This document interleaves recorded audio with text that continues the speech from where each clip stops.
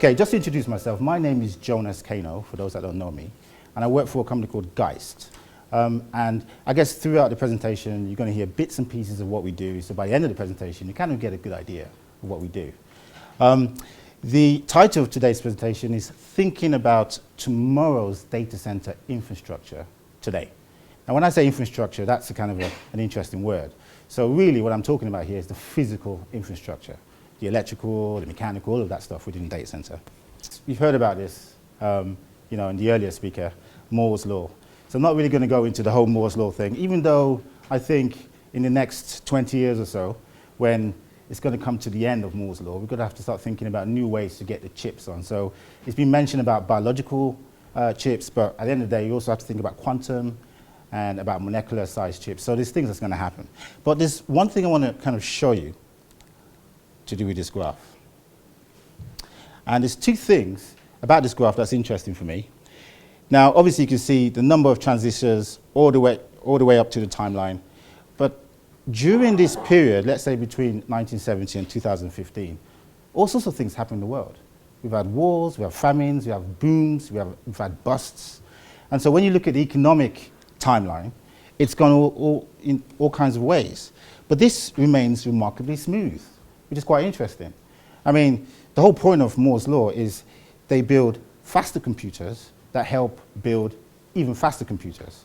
And that goes on accordingly. But the second thing about this is the price-performance ratio of computers.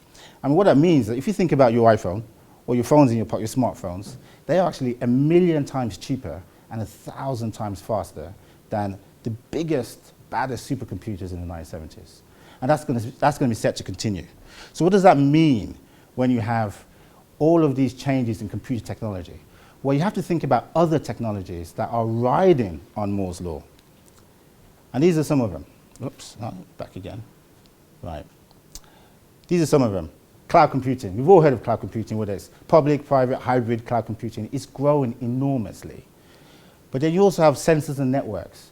I mean, the latest Audi now has, apparently, driverless car technology in the car, even though we can't actually use it as a driverless car. But once legislation changes, attitudes changes, you can imagine all these cars just driving. They have to communicate with themselves. They have to communicate with the manufacturer, with insurance companies. And that's just within a car. And you have all the sensors from the public facilities all the way down to the home automation in so many scenarios. I mean, Ian mentioned about wearable technology. I think it was over 1,000 points per person. So you can imagine all of these sensors and networks happen on the internet. You've got robotics. The democratization of manufacturing is actually upon us. So in the future, anyone can manufacture almost anything in their bedroom. And this will be connected to the internet, so you have all the schematics, the models, and then before you know it, something manufactures something somewhere. So it's just great. And this is the future. Synthetic biology, you have fuels, vaccines, foods that are actually synthetic. And this leads on to things like organs as well. And so when you think of digital medicine, it all started with a pacemaker, but where's it going to? You have nanomaterials that will be in your bodies, transmitting information to hospitals. I mean, the future is really interesting when you think about it. And you have AI. I mean, in 2011, we had the supercomputer, Watson, that won Jeopardy. So this is a computer that won Jeopardy. Now, if you watch Jeopardy in the States, you realize that it's not just a case of 1 + 1 is 2. It's nuances of language. It's all sorts of things which we thought were just the preserve of humans. And now, AI is really pushing the boundaries. So how far can that go, AI? Whether it's within businesses, within shops, within the home, even within your own body. So it's quite an interesting concept. And what all this means when you really encompass all this is, which has been mentioned before, I know, is the Internet of Things. And if you go onto Cisco's website, you will see a counter. And this counter really shows you in real time how many things are connected to the internet. So normally the last 3 bits of the counter will just be scrolling really quickly. So at the moment, they say it's over 15 billion things that are connected to the internet today. And that's just things. We're not talking about people or social media. We're just talking about sensors, networks that are connected to all sorts of scenarios. Now they say, this is Cisco, that by 2020, it will be 50 billion things. Different opinions. I mean, Gartner say 26 billion, but the point is, This is riding on Moore's law.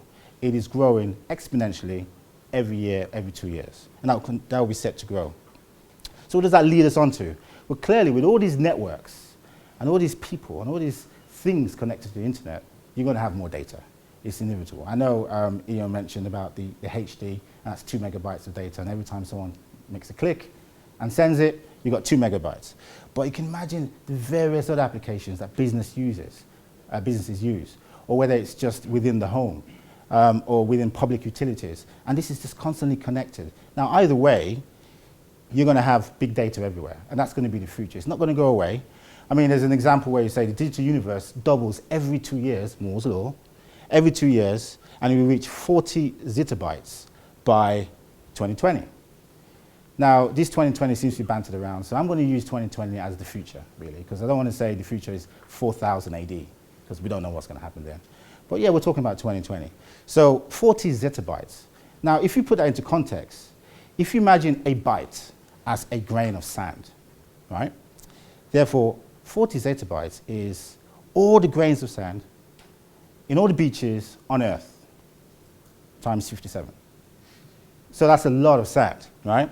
And this is basically, it's just a lot of data that's an avalanche that's coming our way. You have 92% of the world's data today that's being created in the last 2 years. So in 2 years' time, how much data is going to be created? And on it goes. So we talked a little bit about YouTube earlier, but look at this statistic. You have every month, the amount of video that's uploaded on YouTube is the equivalent of a normal TV broadcasting station broadcasting for 300 years. It's madness in terms of the amount of data. And what does all this data need? Power. Whichever way you look at it, it's going to demand more power. And so here's some little things. I mean, Microsoft Financial Services data center projects, their consumption of data centers is 100 terawatt hours per annum. And by 2023, it's going to be 400. And when you put that into context of 100, you see that the complete data center energy consumption for just the whole of Western Europe in 2007 was 56. And in 2020, it will be 104. So compared to Microsoft alone, we're not using a lot, but it's still a lot, terawatt hours. So that's going to grow constantly, and it's going to be exponential. So there's a demand for power, there's a demand for data. The question then is, what will tomorrow's data center infrastructure look like to really cope with all of this? Power and data, that's everywhere. But the first thing is, a data center in 2020 is going to have to support new technologies. So when you've got big data, you have big data analytics. So companies like, or products like Hadoop, which are completely different to your normal SQL Server or Oracle Server database. Completely different. These are very powerful technologies that really understand how to mine the information from the multitude of data that's out there. So you have other products like, other companies like SimpliVity, they're OmniCube, and they deal with technology convergence. And you have all sorts of new products out there. So it's a fair cry from the old Active Directory or Novell's NOS, Network Operating System, of those days. Things are moving on very quickly. Servers have to house these, servers have to store these, and servers have to communicate with other servers with these new technologies. So what about flexibility and scale? Well, there seem to be two different things, really. You have scale. An example would be a cloud company out there, I won't mention the name, who at the moment have about 15 football pitches of data center space that they do.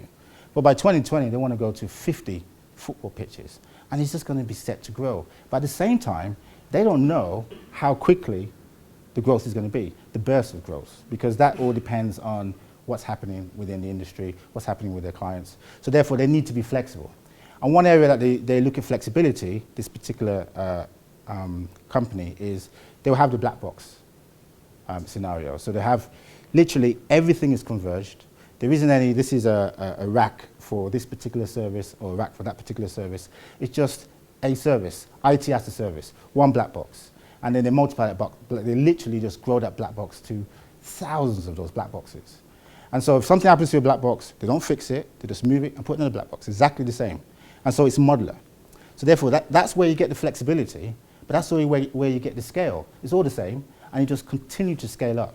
Now, whether you're a colo provider, a normal enterprise data center provider, or whether you're a cloud provider, you have to think about scale and flexibility. Because once the avalanche of data comes your way, then you're going to have to start thinking about it very, very quickly. You have infrastructure convergence. So yes, we know now that you would have to, almost like a data center, are silos of different services. But at some point, it's going to have to come together, just like I've mentioned earlier. And so the technologies around that, the attitudes, the thought processes around that needs to be thought about now. How do you bring all your services or resources within a data center into a single service, which is essentially information as a service? How does that happen? So these are the thought processes that data center managers and CIOs need to start thinking about now. A data center is going to be self-healing. So it would think for itself. If something happens to the data, within the data center, within the infrastructure stack, then it would have a set of processes, a set of routines to deal with that, with minimal or no human intervention. So when we say lights out facility, we genuinely mean that the data center of the future would be lights out.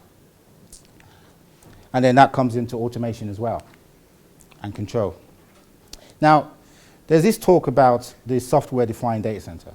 And yes, it would be, I personally imagine, this would be a reality in the future. So already reality now with software-defined networks and software-defined storage and virtualization. But the whole point of SDDC is where you take the components of virtualization, like pooling, automation, and abstraction, and really bring that into the data center level. So you get all the resources within the data center, and then turn that into an IT software as a service, or IT as a service provision. So that's where software-defined data center comes in. But the question, and I put a question mark there, is, yes, we know that for networks, and we understand that for services and for servers and what have you, but what about the physical infrastructure within the data center? The things that cools the data centers, you know, we're talking about cracks and chillers and air economizers and what have you. The stuff that powers the data center, UPSs, PDUs, electrical switchgear, all of that, which something can go wrong. That is not virtualized. But at the same time, how could you have a software-defined data center and not involve the physical layer, the absolute physical infrastructure bit? That doesn't make sense. It's almost like you have a computer and you have the operating system, but the operating system doesn't involve the physical bits of the computer that the operating system is running on. So guys that understand Unix would understand that there is a layer called, you know, the hardware abstract layer, HAL. And, you know, my thoughts are, well, why don't you just add a HAL to this scenario? And the HAL that fits perfectly is DSIM. So what you have is a go-between, which is today's DSIM, between what would happen in the future where you have the brain of the data center on all levels, the SDDC, and then you have the infrastructure lower down, and then you have the DSIM that will be communicating between the two. So providing information and resources to the SDDC so that decisions can be made. Now, that's not happening now because we're not there yet, but once we get there, whatever DSIM you choose now will make a huge impact to what's going to happen at that point. So just something to bear in mind. And then you have renewable energy. Now, I know there's talk about, well, what does renewable mean and does it make sense? But the reality is that if it costs a lot of money to run your data center on a physical level, whether it's to do with cooling or the power side of things, then things have to be done to reduce that. And because in the future, it's just going to be more power demand, it's going to be more data, it's going to be more services, it's going to be higher density when it comes to the rack space. And so you need something, whether it's to do with different technologies. There's a talk I read the other day about using mobile phone technology within data centers to actually power the data centers. So really scale up the lithium battery on another level. And there's new technology to actually charge that within, I think, a normal mobile phone lithium battery, there's technology now that exists that they're bringing to market that can just charge that in 30 seconds. Just like that. So it's dead, 30 seconds later it's fully charged, and that's your iPhone. So thinking about that's just one strand, it could be anyway. But thinking about new technologies that would actually really help with providing the right energy and renewable energy sources within your data center. So in my opinion, this is what tomorrow's data center infrastructure should be looking like. These are the ideas and the strands and the processes that one should be thinking about. New technologies will definitely be supported. It needs to be flexible in scale. It needs to be able to control itself, almost like a living thing. This is where AI can come into it in some shape or form. So, if that's the case for the future, 2020, what about now? So what are the things that a data center manager or colo provider can do now that will bridge that gap in the future? Because whichever way you look at it, once you've got a data center up and running, availability has to be there, and it has to keep on running. But at the same time, you need to start thinking about the future. So there are many, I put this Venn diagram here because I wanted you to look at the data center, but in a number of different ways. Now, it's not just three, but because we're short of time, I'm just going to talk about three. It could be many, many other things. But think of your data center as smart. What are the things you can do to make your data center at least start to be smart now for the future? Future-proof. Now, that's a really interesting phrase, future-proof. You can't really, hide from the future. You can't really just really future-proof stuff. But at least you can do stuff so that the future is not so scary when it comes. And efficiency. So it's really looking at your data center as an efficient data center, looking at your data center as a future-proof data center, and looking at the same data center as a smart data center. Let's start with smart. So what does a smart data center really mean? Well, first thing, smart data center is going to monitor its own performance. It's going to detect inefficiencies that exist on every level of the stack. It's going to alert, and it could now obviously alert someone, somewhere, but in the future, it would alert itself and make decisions accordingly. Diagnose what the problem is, and it could capture and trend information because this information is used to make decisions, more strategic decisions about the data center space and how that data center impacts the business that's running that data center. So this is where the salesmanship of me comes in, start plugging stuff, but it's all part and parcel of what I'm talking about. So you've got a smart data center that you're trying to build. Now, on the physical level, it cannot be smart. Your brain can't really do anything unless you have nerve endings somewhere. So essentially, you've got to be able to monitor every aspect of that data center. Now, what do you monitor? Well, anything that has a value that potentially could change needs to be monitored, full stop. And that could be anything, but it needs to be monitored, and therefore, what do? You have monitoring devices. And so the first step to think about how can I move my data center to really embrace autonomy and control and being smart and software-defined data center paradigm and things like that, you've got to be able to get that information on the physical level, on the ground level. So if the next year is just thinking about ways to monitor this information is great. One of the things I say about and DSIM is a lot of guys rush out and get a DSIM product and they say, right, I've got my DSIM, it's great, now what do? Let's start these processes. But I always recommend, why don't you just forget about DSIM for a second and just monitor stuff, get data, because companies and data centers and businesses work in cycles. And therefore, how do you know what you want to monitor and what you want to change if you don't know what to do with this data? If you don't even know the cycles that the data operates in? It could be that a cycle of a company is every year, which means when you get all this information coming through and you look at it over the course of a year, you can now see patterns. And those patterns can then be used to create processes that you can make decisions on. But it could be every 5 years. But the point is, get that information first. So the very foundation of a smart data center is monitoring. Monitoring can also be within a rack. That's where the PDUs come into it. And once you've got all that information, then this is where the DSIM comes to get all the information into a DSIM system. So these are the things that you can start to do within at least where Geist is coming from to begin to make your data center a little bit smarter to take on the future. And what about the future-proof data center? I'm going to give you an example of this, which is around PDUs. So here you have a data center, 2,000 racks, which equates to 4,000 PDUs, really, right? A and B feed. So you put all the PDUs in. Now, nothing in the future, as I'm aware, over the next 20 years, is going to change when it comes to the electrical standards that these PDUs operate in. These are the IEC standard for sockets and plugs. It's going to be the same. There's opinion whether it's the best standard, but there is no talk of anything changing. Now, if you're worth your weight in gold as a PDU manufacturer, you can make a basic PDU and put it into a cabinet, and it will stay there, humming away, nothing will happen to it, for life. So we have a lifetime guarantee on all our basic PDUs. Nothing's going to happen to it. As long as it's got the connections right, it's IEC sockets, it's just electrical flow. It's done. You've got your breakers, it's not a problem.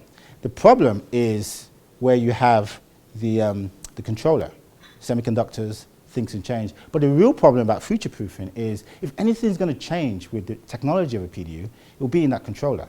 So you can imagine that you're future-proofing your PDU because nothing's ever going to go down. It's hot swappable and it increases availability. So anything that happens where you now have wireless, standard comes into data centers, you just swap it for a wireless controller. It could be APIs where you're now really writing the software and you're communicating on a PDU level, just change the controller. So the PDU is a PDU. It's a boring PDU. It's a controller that's exciting stuff. Whereas we started to put Linux now on the controller, that's the next step for us. And there's all sorts of wonderful and weird things that we're doing with that. But also, you could think about future-proofing from a DSIM perspective, asset management, asset tracking. Now, everyone says that, DSIM, asset management. But the question is, it's how you view asset management relative to the future, how you understand that, how you work with capacity planning, rather than just doing it for doing it sake. So these are the things that can help you future-proof a data center. Now, the efficiency data center, making a data center efficient, the focus on that is really cooling. Now, on the supply side of a data center, the biggest cost is cooling. Some people say it's 30%, 38% of the operational expenditure. It could be in the 20s, it could be in the 50s. Depends on, obviously, your PUE and the company. But the main point is that cost still has to come down. Availability still has to stay high. I mean, that's a given. But what are the things that you can do to bring that cost down? Now, when you offset that with the fact that computers or data centers are going to be more, have more high-density environments all the time now, whether it's because of virtualization or whether it's because of the sheer amount of data, it's going to be high density. And so the focus with us, we don't really look at the cooling, the coder that comes to the actual servers. It's great and it's important, but with high-density environment, the issue is the hot air being taken away as quickly as possible. So we have a solution, just an example, not that I'm trying to sell it to you, but we have a solution where you have a chimney solution and the hot air is going through the chimney, but rather than it being passive, there is an active EC fan system within the chimney that actually reduces the pressure on the individual fans within the servers. So your PUE, this is your PUE level 3, which is the individual, that goes down, and it's much better. But then we have a pressure differential monitoring system within the rack that really helps with the change of speed of the fans. It's not a temperature sensor, it's a pressure differential sensor. So this really is great when you understand the technology and when you start using it. It's just another way of really making your data center more efficient with the resources you have today. And again, I put this down, the software-defined data center physical infrastructure. Is this the beginning of that, a DSIM? This is the control bit of EnviroNet. EnviroNet works on the Niagara platform, and Niagara comes from Honeywell. So it's really from the BMS stable. So there's a lot of control and automation already built in this engine. Now, if that's already there, how far can you take that? That's the question. How far can you take control? And when SDDC comes in, software-defined data center comes in, how will this interact with that technology? So this is my last slide. And I think, to me, this is the most important slide for the industry. Because we can talk about the future we want. And we talk about new technologies and new attitudes and new ways of doing things and what have you. But we're still businesses, and we're still trying to run things. And the data center, when you put things in a data center, it's there, it's static. To start bringing things out and start to change things can be now a bit more complex, a bit more cumbersome. So the biggest thought that one should have, data center managers and colo providers should have in their mind, is the relationships with suppliers. Because the reality is, all of that equipment, all those processes, the software is supplied by someone. And those suppliers have to be a certain way to form that partnership so that you can actually move to the future the way you want to. So let's look at some of these things. The supplier or suppliers need to have a vision of the future. It's not the case, I have this box that we've just manufactured. Do you want it? You say, well, how much is it? X. Sounds reasonable, I'll take it. There is no thought about what that box would do for the company or the data center in the future, how it will bridge that gap to where the data center industry is going. A strong R&D program, because as the future evolves, products evolve. And having a strong program is really important to making sure that that gap again is bridged. They have to understand DC trends. Some companies are not from the DC stable. They're probably from a BMS stable or something else.